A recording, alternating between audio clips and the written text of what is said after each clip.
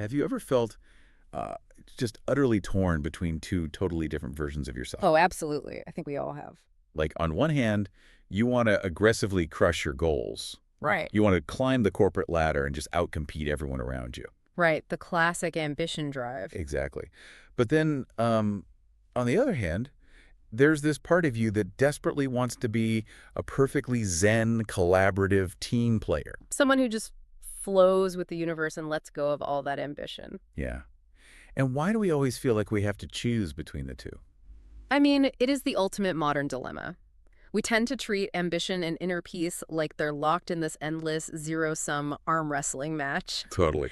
Society often tells us that one of these drives is toxic and the other is enlightened, which leaves us, constantly trying to figure out which one is the quote-unquote true way to live. Which usually just leaves us feeling guilty no matter what we're doing. Well, welcome to this deep dive.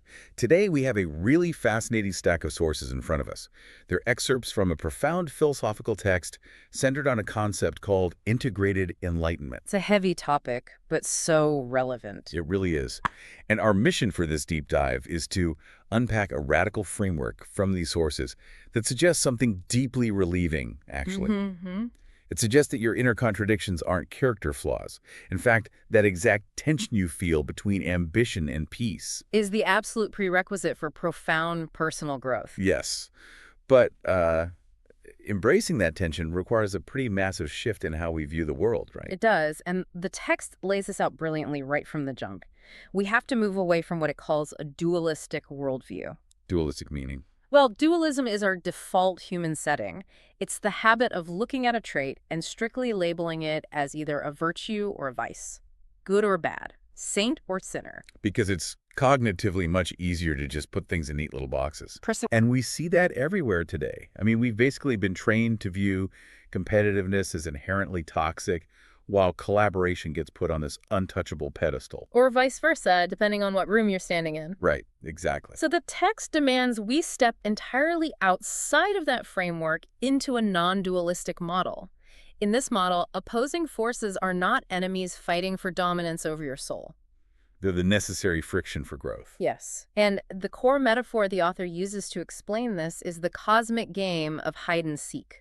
I love this part. These are literally two sides of the exact same coin, operating in a constant, rhythmic cycle. Okay, let's unpack this, starting with the hide phase.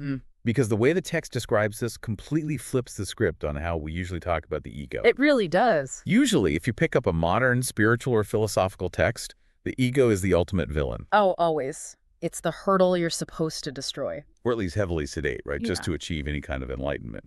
But here, the hide phase is described as this deliberate, almost beautiful egoic phase where universal consciousness essentially forgets its own infinity. And that concept of deliberate forgetting is the engine of the entire philosophy. Think about it. Why would infinite consciousness want to forget itself? But experience the grit of survival. Exactly. To feel what it is actually like to be an individual.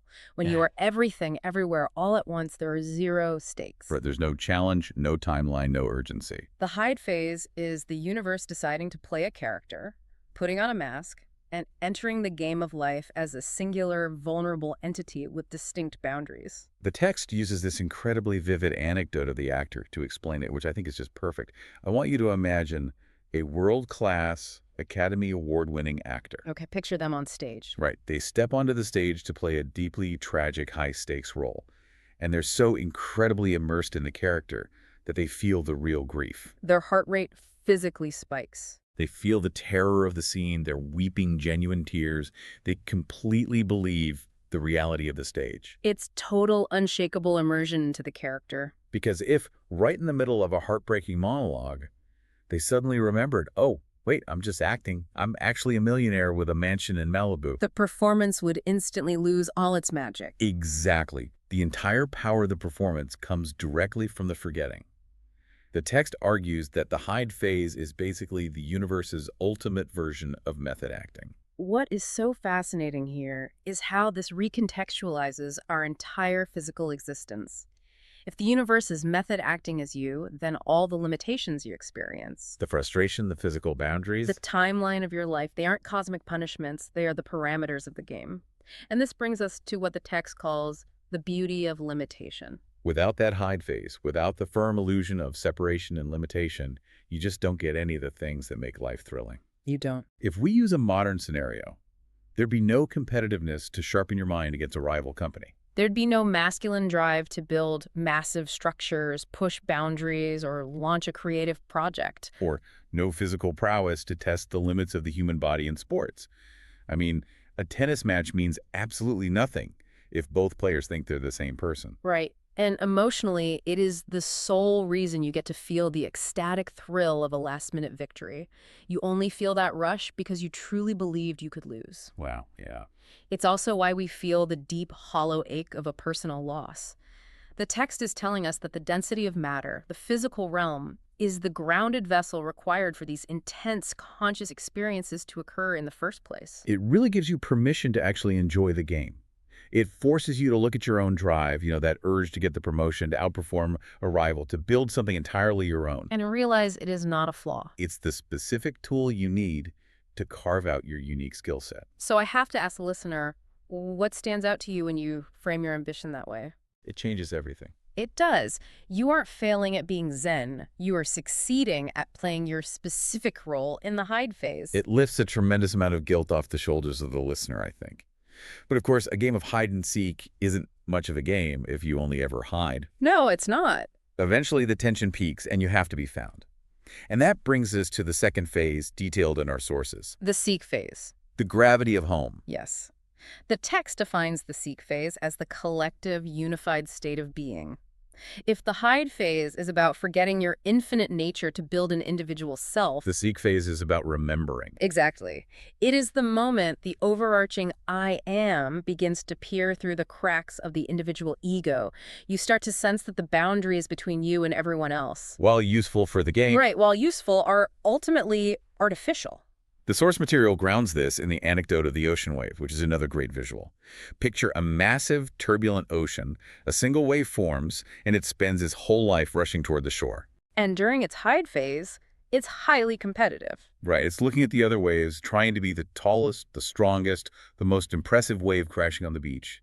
It is entirely identified with its shape and its temporary individuality. It believes its entire worth is tied to how high it peaks before hitting the sand. But then the seek phase is this profound, sudden realization.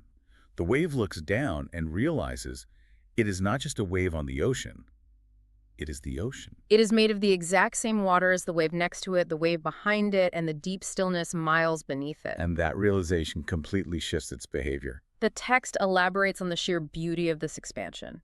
When you realize you are the ocean, the hyper-competitive drive of the hide phase starts to soften. It has to, right. The seek phase introduces collaboration. It brings emotional intelligence, empathy, and what the text describes as feminine receptivity. You move from a paradigm of action and conquering to one of intuition and nurturing. I try to imagine what that shift actually looks like in the real world. Mm-hmm.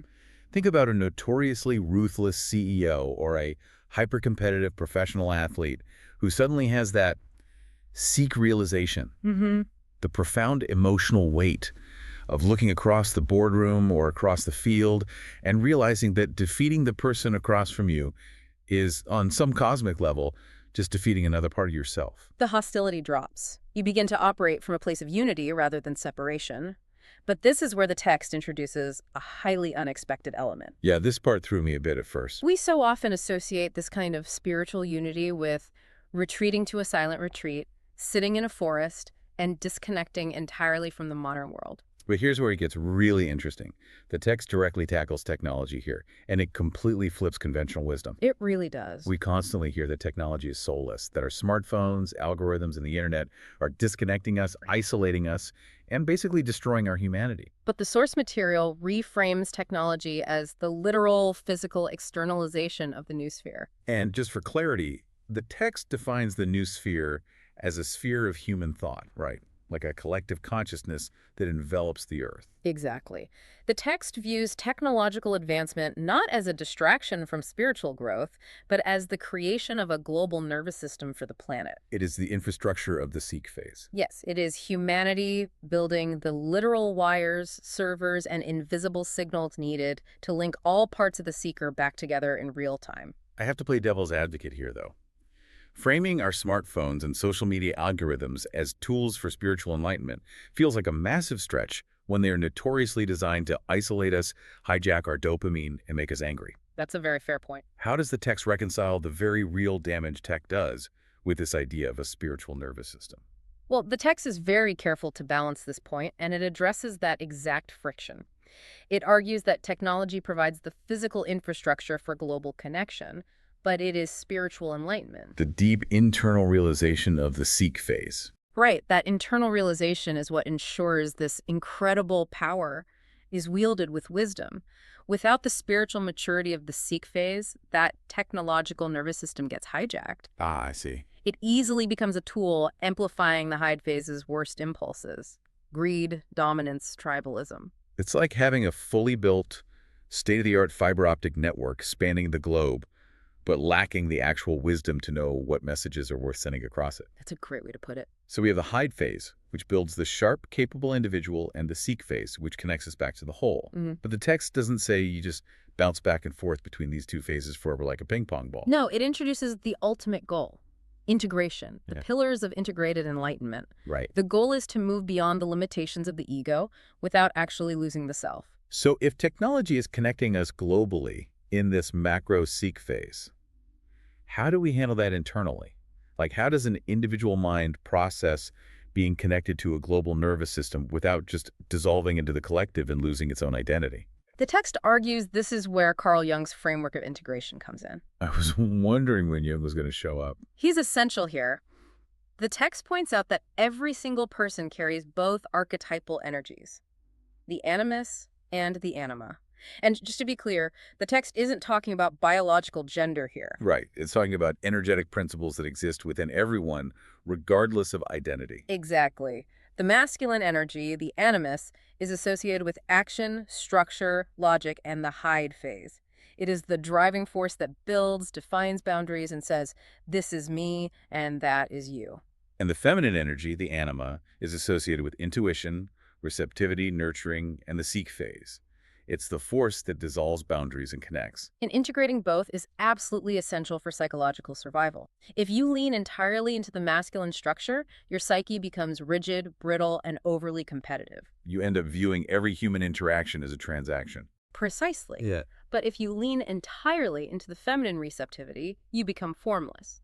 You lose your individual shape, your ability to set boundaries, and your capacity to act decisively in the world. You need both. So it's a balancing act. If we connect this to the bigger picture, this brings us to what the text identifies as the ultimate aim of human development: individuation. Individuation. Now, individuation is a concept we really need to clarify because it is incredibly easy to misinterpret in modern spiritual circles. Yeah, I feel like people throw that word around a lot. They do. It isn't about regressing to some pre-ego, childlike state where you're blissfully unaware of the world and floating on a cloud.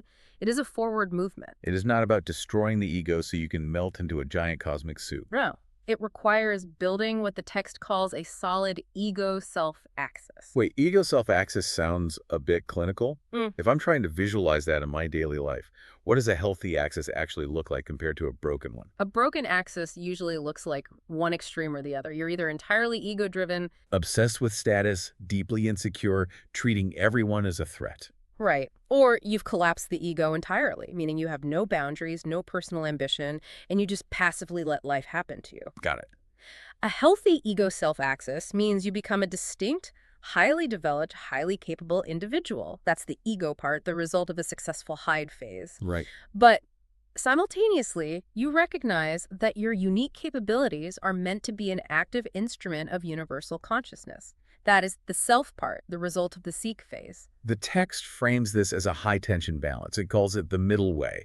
Competitiveness and collaboration aren't a tug of war where one side eventually has to win and the other loses. No, the text compares them to the two wings of a bird. I love that. You absolutely need the hide phase to be your sharpest, most capable, best individual self. You need that competitive drive to acquire high-level skills. But you need the seek phase, the collaborative wing, to ensure that your best self is actually serving the collective good of the species. Because without the competitive wing, you have nothing of tangible value to offer the collective. You might have great intentions, but no skills to execute them. And without the collaborative wing, your highly developed skills become destructive. and entirely self-serving. Exactly. To really drive this home, the author uses two vivid examples that perfectly encapsulate this high-tension balance. The first is about strength versus sensitivity. The text argues that a master swordsman who is also a poet is far more enlightened than a defenseless monk or an unfeeling soldier. It is a really striking image. Think about it. The defenseless monk has all the spiritual sensitivity and connection of the seek phase, but lacks the physical density and capability of the hide phase. Because they cannot defend their boundaries, their peace is fragile. Yes. And on the flip side, the unfeeling soldier has all the physical prowess, structure, and lethal capability of the hide phase, but lacks the emotional intelligence of the seek phase. They're rigid and easily manipulated by whoever points them at a target. But the master swordsman who writes poetry, they have integrated both. They possess the physical mastery and the lethal capability to defend boundaries against real threats, combined with the deep emotional empathy to appreciate beauty, write poetry, and deeply understand the sanctity of life. They hold the tension of both extremes. They can be incredibly dangerous when necessary and incredibly gentle when required. Which leads perfectly into the second example from the text, the anecdote of the violin string. This might be the most powerful metaphor in the entire stack of sources. I agree completely. Imagine a violin, if the string is too loose. Which represents total formlessness, a total surrender to the seek phase. Right. If it's too loose, it produces absolutely no sound. There's no tension, so there is no vibration. And if we translate a loose string into modern terms, that looks like a severe lack of direction. It's the failure to launch. It's the inability to set boundaries, letting toxic people walk all over you because you're trying to be too zen to stand up for yourself. Exactly. But on the other hand, if you tighten that string too much, Total rigidity. Entirely locked in the egoic hide phase. the string snaps under the pressure. Again, no music, just brokenness. And a snapped string in our world looks like severe burnout. It's the executive cutting throats in the boardroom, isolating themselves from their family, and eventually experiencing a total moral or physical collapse because they push the competitive drive past the breaking point. Beautiful music, what the text calls integrated enlightenment, only happens in the high tension in between. It requires the string to be stretched tight enough to hold its individual form, but vibrating freely enough to produce a note that resonates with the entire room. Integrated enlightenment isn't a state of floppy relaxation on a beach. It is a highly active, enlivening tension. So what does this all mean? How do you actually apply this dense philosophical framework to your life tomorrow morning? The text synthesizes this final message down to two words: active presence. Active presence. Moving into a state of active presence means making a conscious choice to stop the dualistic labeling we talked about at the beginning. You have to refuse to label your hide traits. Your ambition, your drive, your strict boundaries. Right. Refuse to label those as dirty little vices that make you a bad person. And simultaneously, you have to refuse to label your sick traits Your empathy, your desire for connection, your stillness. as the only true, pure virtues. You stop treating your life like a math problem to be solved, where you think you have to surgically remove half of your personality to find peace. The game is finally won when we stop trying to choose between being human and being divine. We are taught we must be one or the other. Yeah, always. But integrated enlightenment is the realization that the hide and seek phases are not sequential errors to be corrected. They are a rhythmic, breathing process of the universe. You are meant to be fully human and fully divine simultaneously with absolute full intensity. You play the game of being a person with everything you've got. You chase the goals, you build the structures, and you play the character, while never forgetting that you are the ocean underneath the wave. That's beautifully said. Thank you so much for joining us on this deep dive. We've covered a tremendous amount of ground today, from cosmic method acting to the global nervous system of the noosphere.